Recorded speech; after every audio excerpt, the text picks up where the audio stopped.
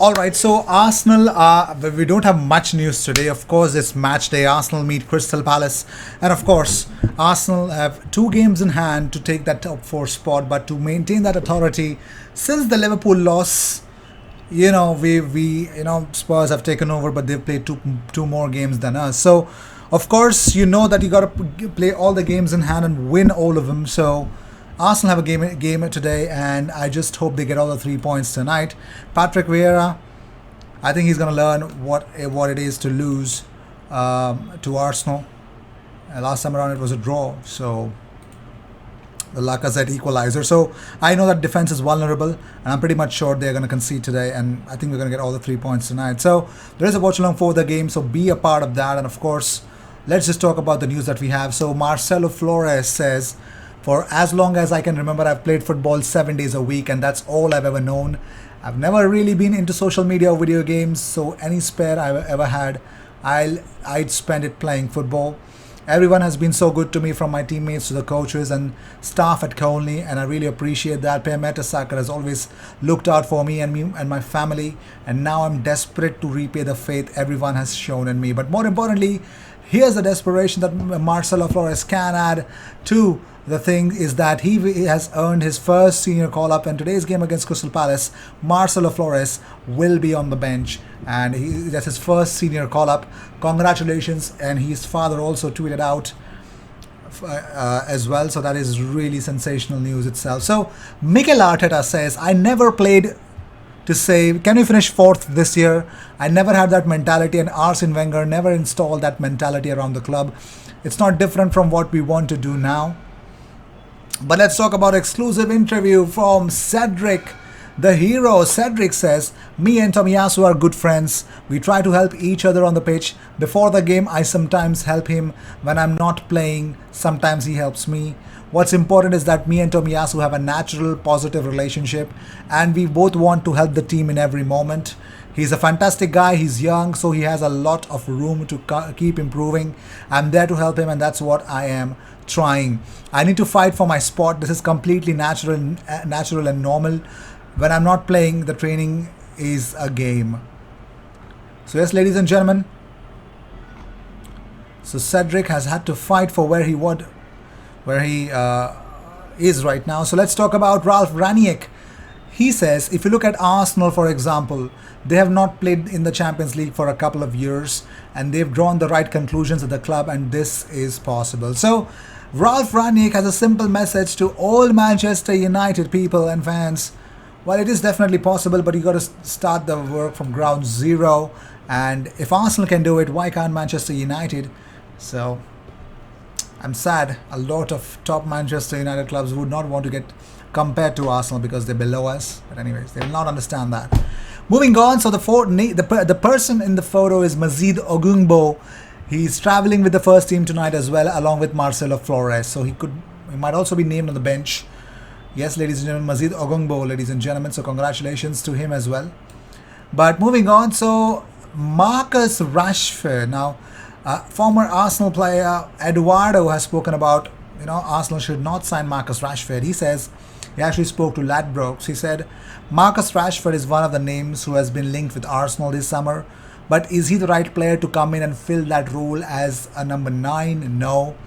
He doesn't play as a striker for Manchester United, so why would Arsenal bring him in if they need a striker? I don't know if he has the right capacity to come in and do the job Arsenal would need him to do. So Marcus Rashford, well, it's pretty much clear. Eduardo is Rashford out. No Rashford to Arsenal. But moving on, let's talk about Tammy Abraham. So he's just opened up about certain things. He says, it's a nice feeling seeing your name all over newspapers, but for me it's about focusing on doing my business here. I can keep getting linked with many clubs, but who knows what the future holds. Of course, I grew up in England. I'm a London boy, so maybe one day I'll be back in the Premier League to make noise there. I swear to God, if Arsenal can go hell-bent for Tammy Abraham, I would be over the moon.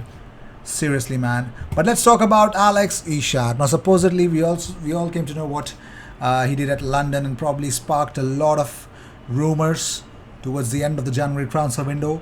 Arsenal did not sign a new striker, but yes, there is a chance that clubs can sign Alex Isak. So Arsenal have been given a potential boost in signing Alex Isak, according to rijoiace.